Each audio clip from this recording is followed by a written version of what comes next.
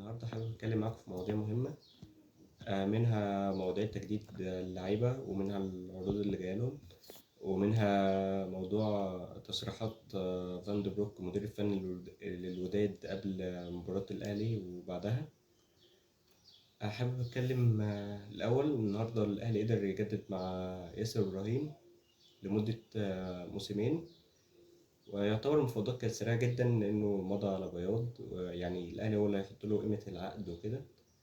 وياسر من اللعيبة المحترمة يعني دي يعتبر تاني ولا تالت مرة يمضي على بياض مع الأهلي ويجدد.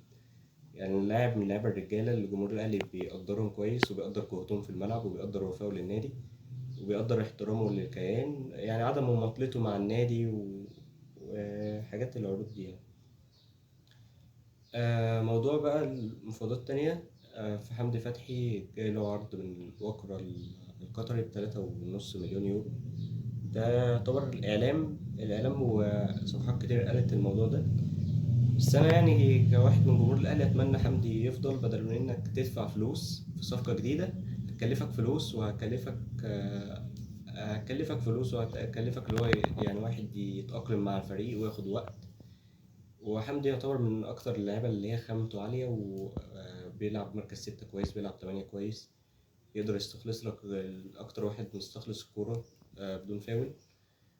آه، أكتر يعني يعتبر السنة دي أكتر لعيب في الزيادة الهجومية من لعيبة خط النص، أدى الزيادة الهجومية كويس مع مارسيل كولر، قدر يحسم لك مباريات مهمة كتير. آه، وموضوع تاني حابب أتكلم في موضوع حسين.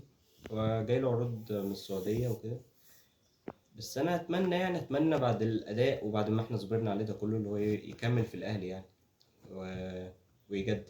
أصل يعني هتبقى حاجة اللي هي تدينه يعني بعد الجمهور لما صبر عليه ده كله، وعلى ما وصل أداء والفورمة دي اللي هو يسيب النادي يعني. وأيا كان قراره بقى، الأهلي عمره ما بيقف على حد مهما كان اسمه. الأهلي لو كان وقف على حد كان هيقف بقى على اسم أبو تريكة واعتزاله، واعتزال وائل جمعة ومحمد بركات والجيل التاريخي ده يعني. وتصريحات فان دي بروك قبل مباراة الأهلي قعد يقول لك هنكسب في كذا وهنكسب الأهلي 5. أول ما وصلوا النهائي يعني وكده قال لك عادي هنكسب الأهلي سكور في كذا وكده.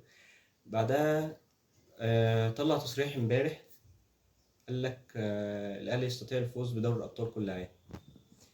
يعني ما أجمل تصريحات قبل وبعد دي يعني قبل ما أنت تلعب الأهلي بيبقى عندك طموح، يبقى الطموح واخدك حرفيا يعني كده.